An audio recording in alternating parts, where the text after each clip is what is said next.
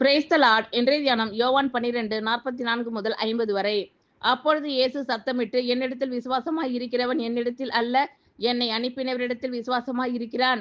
என்னை காண்கிறவன் என்னை அனுப்பினவரை காண்கிறான். என்னிடத்தில் விசுவாசமாய் இருக்கிறவன் எவனும் இருளில் இராதபடிக்கு நான் உலகத்தில் ஒளியாக வந்தேன். ஒருவன் என் வார்த்தைகளை கேட்டும் விசுவாசியாமல் போனால் அவனை நான் நியாயந்தீர்ப்பதில்லை. நான் உலகத்தை நியாயந்தீர்க்க வராமல் உலகத்தை இரட்சிக்க வந்தேன்.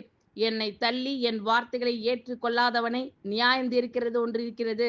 நான் சொன்ன வசனமே அவனை கடைசி நாளில் நியாயந்தீர்க்கும். நான் சுயமாய் பேசவில்லை. நான் பேச வேண்டியது இன்னதென்றும் உபதேசிக்க வேண்டியது இன்னதென்றும் என்னை அனுப்பின பிதாவே எனக்கு கட்டளையிட்டார். அவருடைய கட்டளை நித்திய ஜீவனாய் இருக்கிறதென்று அறிவேன். ஆகையால் நான் பேசுகிறவைகளை பிதா எனக்கு சொன்னபடியே பேசுகிறேன் என்றார். அப்பொழுது இயேசு சத்தமிட்டு, என்னிடத்தில் விசுவாசமாய் இருக்கிறவன் என்னிடத்தில் அல்ல, என்னை அனுப்பினவரிடத்தில் விசுவாசமாய் இருக்கிறான். என்னை காண்கிறவன் என்னை அனுப்பினவரை காண்கிறான். என்னிடத்தில் விசுவாசமாய் இருக்கிறவன் எவனும் இருளில் இராதபடிக்கு நான் உலகத்தில் ஒளியாக வந்தேன். ஒருவன் என் வார்த்தைகளை கேட்டும் விசுவாசியாமல் போனால் அவனை நான் நியாயந்தீர்ப்பதில்லை. நான் உலகத்தை நியாயந்தீர்க்க வராமல் உலகத்தை இரட்சிக்க வந்தேன். என்னை தள்ளி என் வார்த்தைகளை ஏற்றுக்கொள்ளாதவனை நியாயந்தீர்க்கிறது ஒன்றிருக்கிறது.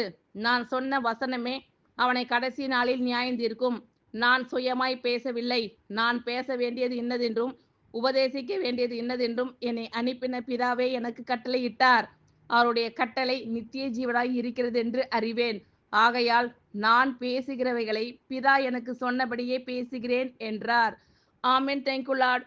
கர்த்தர் உங்கள் அனைவரையும் ஆசீர்வதிப்பாராக. God bless you all.